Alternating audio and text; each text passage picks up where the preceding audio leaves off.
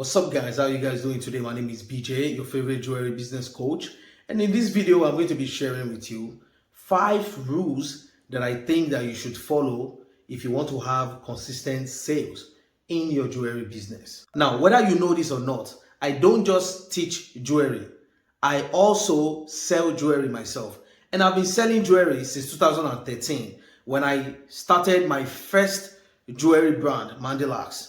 Today, I have more than one brand, and in 2019, I became a jewelry business coach, and I've been helping jewelry startups, establish jewelry businesses, and even fashion businesses to start, grow, and scale their jewelry brands and their fashion brands. I'm only telling you that because I want you to know that I am qualified to teach you about this topic. Now, let's jump right into it. Now, tip number 1 that I have for you, or strategy number 1, if I may call it, is stock unique jewelry. The mistake that a lot of people make is they buy jewelry, they stock jewelry that they like, not jewelry that their target audience like. When they go to the market, they are carried away by their own emotion.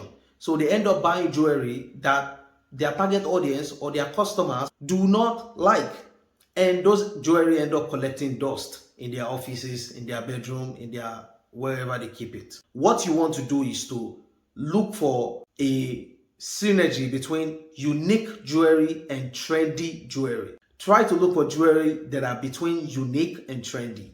And I know that this may be difficult for you to figure out, because how do you define that, right?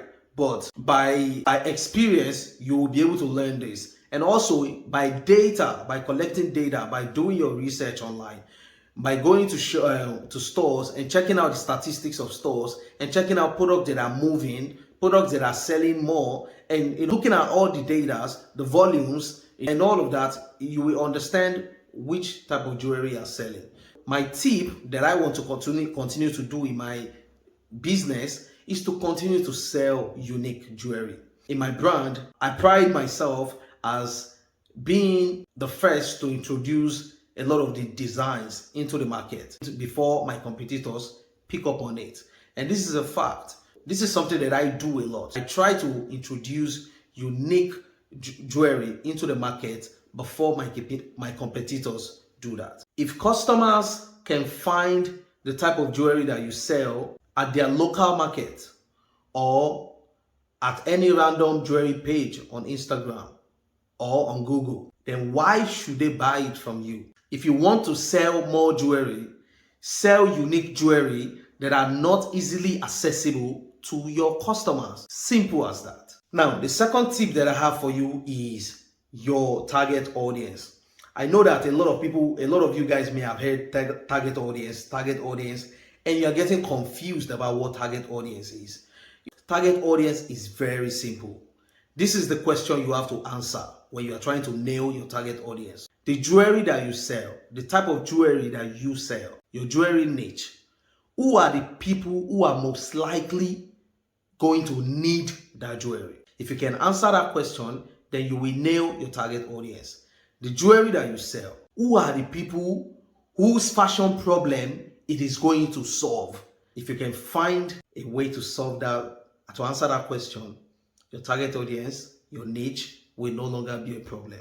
This particular tip was supposed to be about target audience, but I've also talked about niche, if you understand what I mean very well.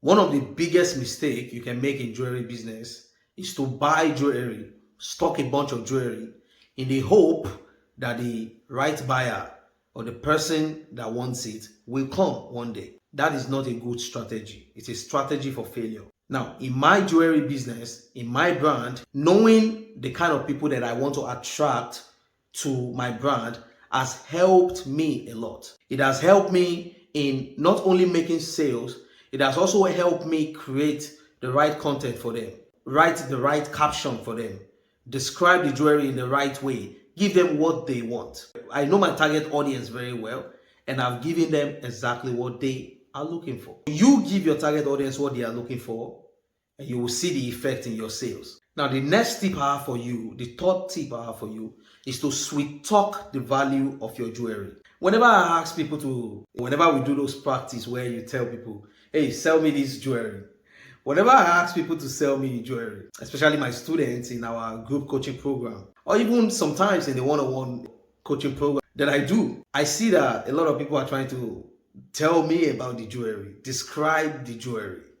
They are trying to, the way they talk about the jewelry, it seems as if I'm a blind person. I can't see, and then they have to describe the jewelry for me. But then that's the wrong way to sell it. By doing that, you are just describing it. Instead of doing that, how about you change it to talking about the value of the jewelry and how it will affect my appearance when I wear it, what I will feel when I wear it.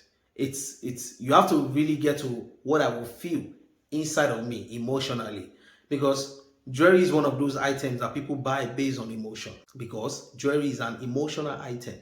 So people have to be emotionally connected to jewelry in order to buy it. So you don't want to be talking the description. Of course, we will get to that. It's important. People have to know what kind of material it's made out of and all that. But I feel like those are already self-explanatory when they see the headline or the title of the jewelry. But irrespective of what kind of material it's made out of, you want to sweet talk the value of the jewelry. This is how you get to connect to customers on an emotional level and make them buy the jewelry. The fourth tip that I have for you, if you want to increase your sales, if you want to skyrocket your sales this year, is to expand your channel, expand your market. A lot of people in countries like Nigeria, India, Philippines, and on and on, a lot of people still sell locally, like they sell on WhatsApp. Everything is still centralized in one WhatsApp or Instagram, or moving traffic from WhatsApp to Instagram and then closing them on Instagram and finalizing order like that. Now, this is fine. I did it for several years. I did it for many years. But at the same time, I have come to realize that it is not sustainable. If you really want to grow a business, a jewelry business that you will be proud of, that will give you the riches that you never imagined in your life, you have to automate your system. You have to automate the system. You know, so there's automation and there is expansion. So let's say, for example, there are two ways to do this anyway. Let me just share both. There is the expanding to other platforms.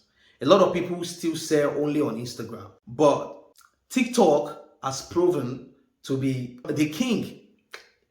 But a lot of people still think, a lot of people, I think maybe due to a lot of politics and a lot of things, TikTok is getting a lot of backlash. So I feel like it's affecting the acceptance in a lot of ways, in a lot of unspoken ways.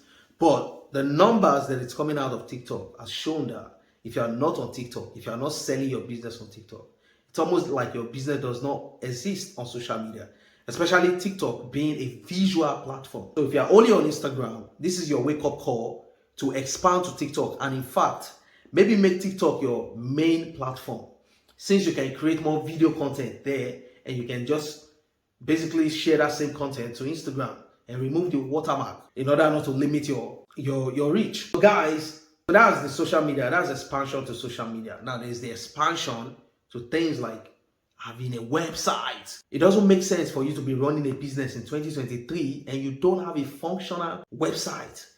It doesn't matter whether you're not getting sales from there. Let me tell you, people judge you based on things like that. This is how you prove that you're a real business. This is how you prove that you're a serious business to people. When people see that you have a website and they see that you have a website, it's up to, and they see that you have WhatsApp, it's up to them to decide where they want to buy from. So it means you've given them two convenient platforms to choose from, how they want it. Maybe they are they are in their house at this time of the night, like myself, 12 a.m. right now as I make this video. And maybe after making this video, I want to do some shopping online. I want to buy something online. You will wake up tomorrow morning with an order waiting for you. If you were the seller, automated income. That's how you make automated sales. And this is for you if you're in Nigeria, because I work with a lot of clients from Nigeria, and Nigeria is still a lot more like WhatsApp, Instagram, DM, chat. But this is the time for you to have a website. If you don't have a website, man, you are not doing yourself any good. And I have had a website since I started my business in 2013. I launched it in 2014, a year after I started. and I've made mad sales online just from my website. If you are in doubt that you can actually make good amount of money just from your website sales, I am a proof. And these numbers on your screen right now are proof. And these are not even all the numbers, by the way. This is just from one of my stores. Anyway, let's move on. A very, very important one. It is following up with customers. I don't know why a lot of us do this. After we have delivered the package to the customer, let's say somebody come to your store, they buy something and you deliver it to them. A lot of you don't reach out to the customers again. You don't reach out to them to appreciate them, to thank them for patronizing your business. You don't give them audience after you have parted with their money, or after they've parted with their money with you. And it shouldn't be like that. This is one of the ways that a lot of you guys have killed your potential of making a second sale, an instant, almost instant second sale. Because oftentimes, when you follow up with customers, when you give them attention, when you let them feel as if they are valued, they often want to come back almost immediately. From my experience, either they come back to buy from you or they refer someone to you. If you make them feel very valued. Let's change our mindset about who our customers are. You want to treat your buyers, your customers, like a friend. And how do you treat a friend? With kindness and respect. You reach out to customers because you want to show that you want to show your kindness towards them, that you care about them, and you care about their satisfaction. Even if you can't reach out to them personally, send them an email. Add it into your email sequence. Have it in your email flow so that you can get a feedback from customer. Make them feel valued. All right. I know I said 5 tips, but let me add just one more to it, because this is also very crucial to your success in the jewelry business. If you want to have consistent sale. Consistent sale comes with having the knowledge of how to implement the strategy, how to implement the tips and tricks, because jewelry is also a fast industry. It means that things are changing. The way you market is changing. The way you sell is changing. New technologies are popping up every now and then.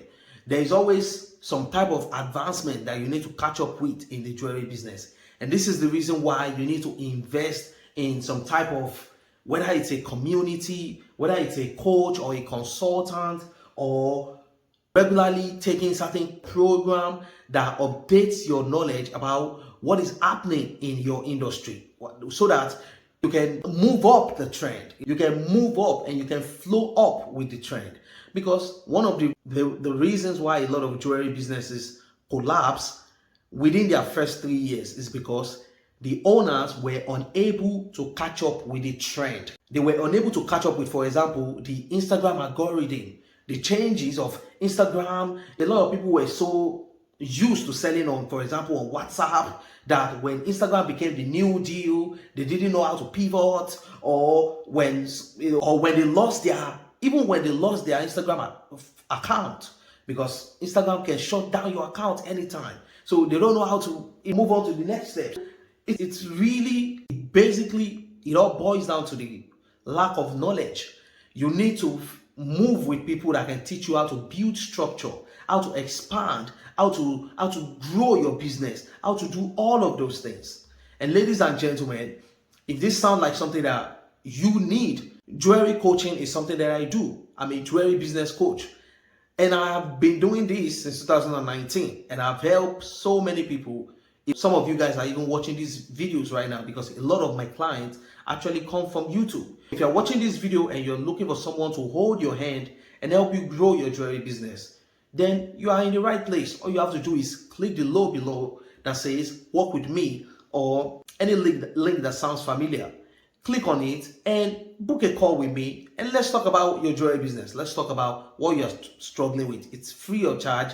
Just a strategy call. No hard feeling. It doesn't matter whether you end up working with me or not. At least you will walk away learning some things. That I can guarantee you. What are you waiting for? Click the link below, call with me, and let's grab your coffee, tea, whatever you drink. Let's just talk. It's a conversation. Guys, it was nice hanging out with you guys. And if there is anything that you've learned in this video that makes you go, wow, please leave it in the comment, or any topic that you want me to talk about as well. Please leave it in the comment below. Best believe that I read every comment and I reply to them. So leave a comment below, and I look forward to seeing you in the next video. Peace out, y'all.